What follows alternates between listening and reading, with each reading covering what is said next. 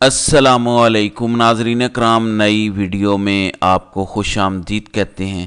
بلوچستان میں بڑی اہم ڈیولپمنٹ ہوئی ہے۔ مینڈیٹ چوروں کے لیے کوئی اچھی خبر نہیں ہے، الیکشن چوروں کے لیے اچھی خبر نہیں ہے، پھر جنہوں نے الیکشن چوری میں سہولت کاری کی ان کے لیے بھی یہ اچھی خبر نہیں ہے۔ عمران خان ایک واضح لائن دے چکے ہیں، واضح پالیسی اختیار کر چکے ہیں۔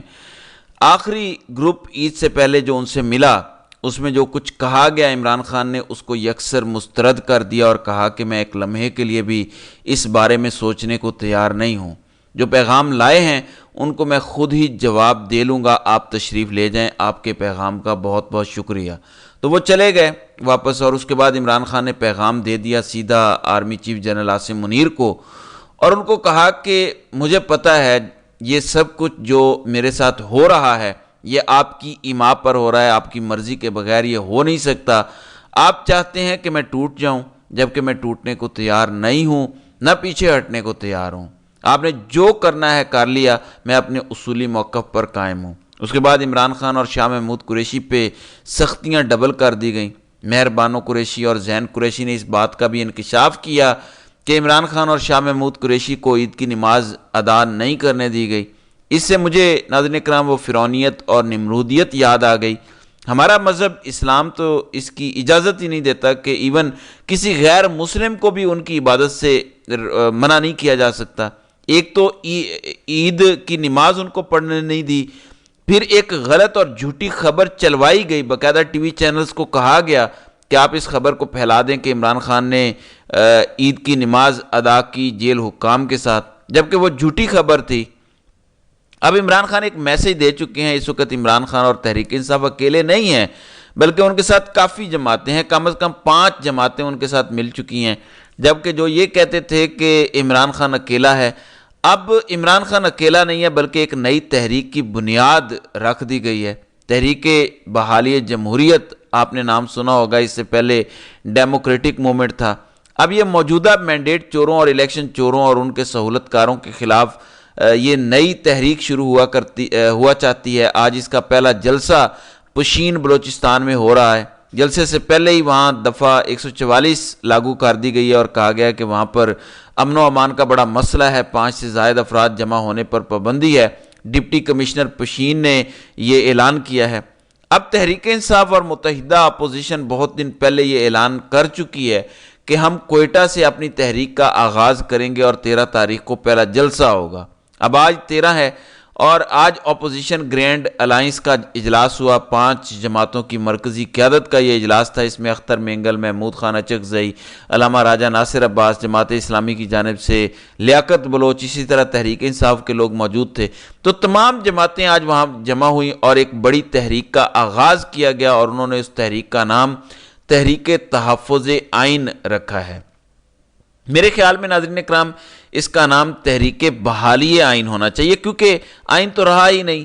پہلے آئین آپ بحال کروائیں اور اس کے بعد اس کا تحفظ کریں۔ میرے خیال میں امینڈمنٹ ہونی چاہیے۔ اس وقت آئین نہیں ہے پاکستان میں۔ آئین ہوتا تو یہ جو کچھ ہو رہا ہے یہ سب کچھ نہ ہوتا۔ آئین ہوتا تو 90 دن میں الیکشن ہوتے، آئین ہوتا تو ججز کو دھمکیاں نہ ملتی، آئین ہوتا تو عدالتی فیصلوں کا احترام کیا جاتا، آئین ہوتا تو میڈیا آزاد ہوتا، عدلیہ آزاد ہوتی، فری اینڈ فیئر ٹرائل دیا جاتا، آئین ہوتا تو پولیس کو فوج نہ مارتی، آپس میں یہ لڑائیاں لڑتے۔ تو آئین تو ہے ہی نہیں، اس لیے تحریک تحفظ آئین کی بجائے تحریک بحالی آئین اس کا نام ہونا چاہیے۔ ریسٹوریشن آف کانسٹیٹیوشن کا ذکر کرنا چاہیے، لہذا اس پر پی ٹی آئی والے غور کریں۔ بہرحال اب 6 جماعتی اپوزیشن نے اتحاد بنا لیا ہے۔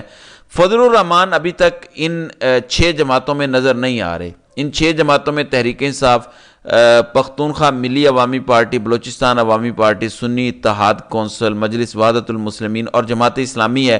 تو 6 جماعتوں کا یہ اتحاد بن چکا ہے۔ محمود خان اچکزئی کو اس تحریک کا صدر نامزد کیا گیا ہے۔ نیوز کانفرنس میں عمر ایوب خان نے کہا کہ 6 جماعتوں کی لیڈرشپ موجود ہے۔ انہوں نے اپنی لیڈرشپ میں بتایا کہ فارم 47 کی بنی ہوئی حکومت کو مسترد کیا گیا ہے ان 6 جماعتوں نے کی جانب سے، اور آج پہلے جلسے کا اعلان کیا ہے۔ انہوں نے کہا کہ جہاں قانون کی پاسداری نہیں ہوتی وہاں خوشحالی نہیں آتی، اس لیے تحریک چلانے کا ہم نے فیصلہ کیا ہے۔ بلوچستان میں 2 جلسے کیے جائیں گے۔ اچکزئی نے کہا کہ ہم جلسوں کے ساتھ ساتھ بار ایسوسیشنز اور یونیورسٹیز کے نوجوانوں سے بھی میٹنگ کریں گے، یعنی طلباء اور وکلاء کو بھی ساتھ ملائیں گے۔ انہوں نے کہا کہ ہماری تحریک مہنگائی کے خلاف بھی ہوگی، محنت کش لوگوں کے حقوق کے لیے بھی لڑیں گے۔ 8 فروری کے الیکشن کا ایک سونامی تھا، لیکن اس کے باوجود اس سونامی کو چوری کیا گیا اور یہ سب کچھ کیا گیا۔ محمود خان اچکزئی نے کہا کہ ہم میں سے کوئی بھی فوج کے خلاف نہیں ہے، ہمارا فوج سے کوئی اختلاف نہیں ہے، ہمارا اختلاف ان کے سیاسی رول سے ہے، جو ان کا سیاسی کردار ہے۔ ہم میں سے کسی نے آئین نہیں توڑا، ہم آئین کی حفاظت کرتے ہیں اور آئین کے دفاع پر کوئی سمجھوتا نہیں کریں گے۔ پھر اختر مینگل نے کہا کہ اس تحریک کا آغاز 20 سال پہلے ہونا چاہیے تھا، لیکن یہ بہت لیٹ شروع ہوئی۔ اچھی بات یہ ہے کہ شروع ہو گئی۔ انہوں نے کہا کہ اگر ہم پہلے تحفظ آئین کر لیتے تو فارم 47 کی نوبت نہ آتی اور کسی ادارے کی مداخلت نہیں ہونی چاہیے۔ لیاقت بلوچ نے کہا کہ عوام کو دیوار سے لگا دیا گیا ہے، ان کا مینڈیٹ تسلیم نہیں کیا جا رہا۔ ہمیں اجلاس کے اعلامیے سے اتفاق ہے، لیکن ہم اپنی شورا کے اجلاس کے بعد اپنا حتمی موقف سامنے رکھیں گے۔ ظاہر ہے آپ کو پتہ ہے حافظ نعیم الرحمان میدان میں آ چکے ہیں، ان کا حلف بطور امیر جماعت اسلامی ہوگا۔ جب وہ حلف ہو جائے گا تو جماعت اسلامی بھی مکمل طور پر فنکشنل ہو جائے گی۔ وہ منتخب تو ہو چکے ہیں، حلف لینا رہتا ہے، اس لیے لیاقت بلوچ نے کہا کہ ہمیں شورا میں جانا پڑے گا۔ پھر حامد رضا خان اور علامہ راجہ ناصر عباس نے کہا کہ آئین پاکستان کو اس کی روح کے مطابق بحال کرنے کی ضرورت ہے۔ یہ تحریک ملک کی بڑی تحریک کے طور پر سامنے آئے گی، تو اس طرح سے پہلا ٹف ٹائم دے دیا گیا ہے۔ ناظرین اکرام، یہ غیر معمولی اتحاد ہے، اس میں ہر طرح کا فلیور موجود ہے۔ پاکستان تحریک انصاف از خود سب سے بڑی اور مقبول جماعت ہے جو اس وقت زیر عطاب بھی ہے۔